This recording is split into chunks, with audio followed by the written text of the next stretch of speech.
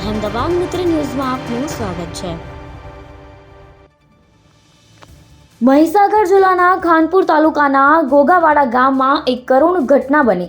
ત્રીજા ધોરણમાં અભ્યાસ કરતા 8 વર્ષીય પિયુષ હરીશભાઈ મછારનું કૂતરું કડ્યા બાદ સારવાર દરમિયાન મૃત્યુ થયું।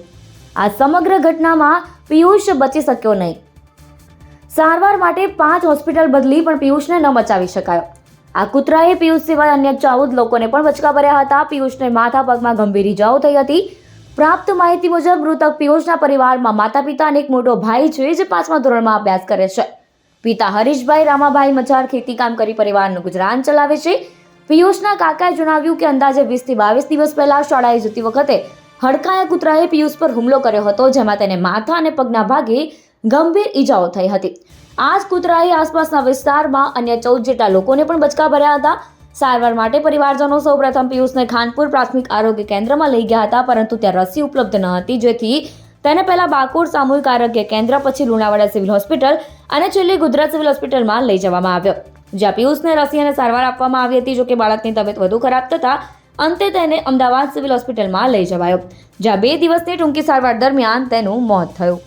લીકોટી પ્રાથમિક શાળામાં છોકરું અમારું સ્કૂલમાં જતું એ વખતે કૂતરે બચકું ભર્યું। એમાં તાત્કાલિકના ધોરણે અમે ખાનપુર પીએચસીમાં ગયા।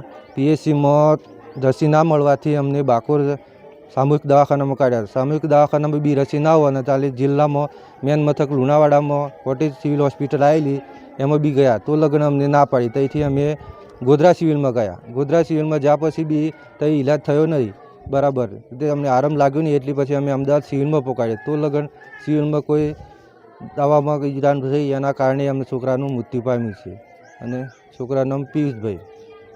આપણી પાસે કૂતરું કરડે તો ઇન્જેક્શનો હોય જ છે, જે સામાન્ય રીતે આપણે એન્ટી રેબિસ વેક્સિન કહીએ છીએ, ARV કહીએ છીએ, એનો પૂરતો જથ્થો છે। કોઈ પણ કૂતરું કરડ્યું હોય તો આપણે દરેક દર્દીને આપીએ છીએ, પણ કોઈક કેસમાં એવું હોય કે ઘા બહુ ઊંડો હોય ત્યારે ઇમ્યુનોગ્લોબ્યુલિન નામના ઇન્જેક્શનો આપવાના હોય છે।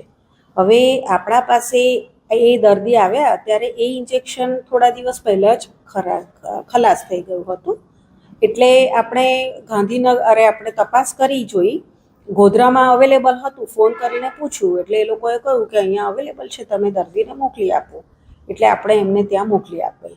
અને ત્યારબાદ ઇન્જેક્શન માટે તપાસ કરતાં દાહોદમાં અવેલેબલ ત્યાંથી આપણે 50 ઇન્જેક્શન મંગાવ્યા છે। એની પ્રક્રિયા ચાલુ છે અને થોડા સમયમાં આવી જશે।